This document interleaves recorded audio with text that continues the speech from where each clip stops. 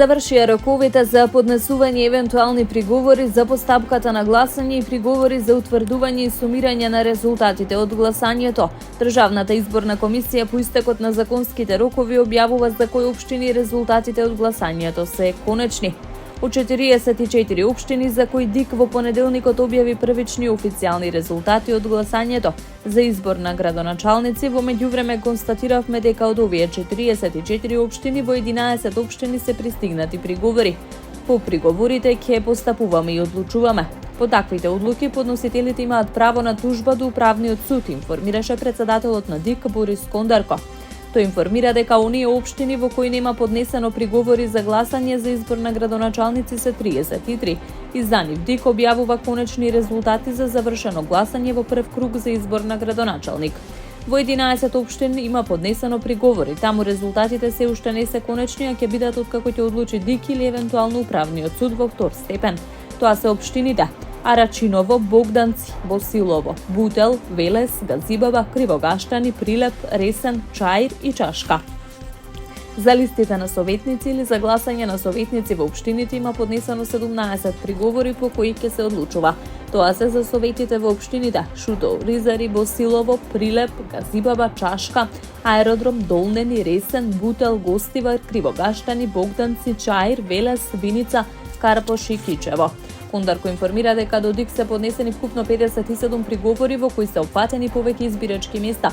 Од нив 37 приговори се однесуваат на постапката за утврдување и сумирање резултати од гласањето, а 20 приговори се за самата постапка за гласање.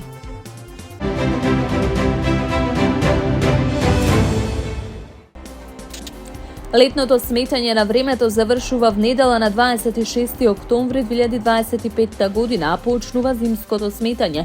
Ноќта, саботата спрема неделата на 25 и 26 октомври во 3 часот по полноќ. Стрелките на часовникот ќе се поместат 1 час наназад, односно времето во 3 часот ќе се смета како 2 часот.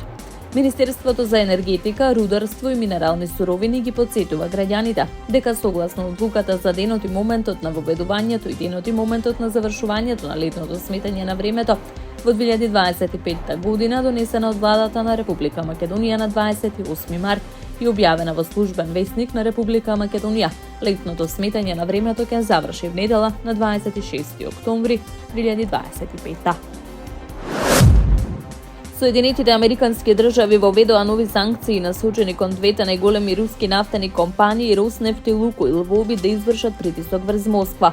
Објавувањето на санкциите дојде еден ден откако Доналд Трамп изјави дека планираната средба со рускиот председател Владимир Путин во Будимпешта ќе биде одложена на неодредено време.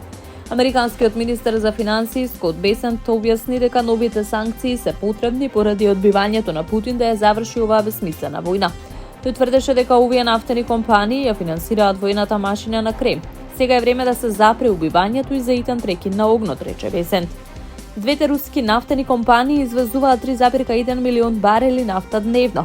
Роснефт е одговорен за речиси половина од вкупното производство на нафта во Русија, што представува 6% од глобалното производство, според проценките на британската влада.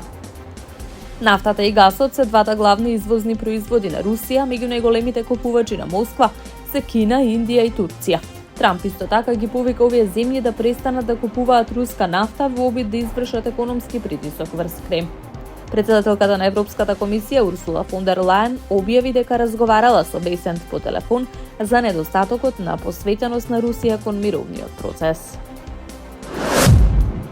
Генералниот директор на Светската здравствена организација Тедрос Гебрејесус предупреди дека здравствената криза во Газа представува катастрофа што ќе трае со децении.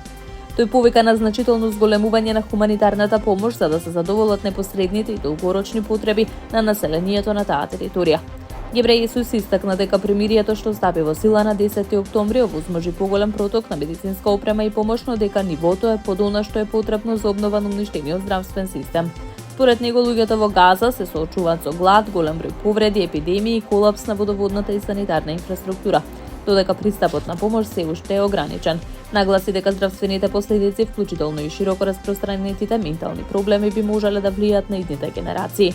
Тој го повика Израел да дозволи непречен премин на хуманитарната помош и да ги укине условите што ја забавуваат незината испорака. вклучително и спорот околу враќањето на телата на заложниците. Во исто време, шефот на Обединетите нации за хуманитарни прашања Том Флечер изјави дека е постигнат напредок во спречувањето на гладот, но дека е потребно значително да се зголеми нивото на помош.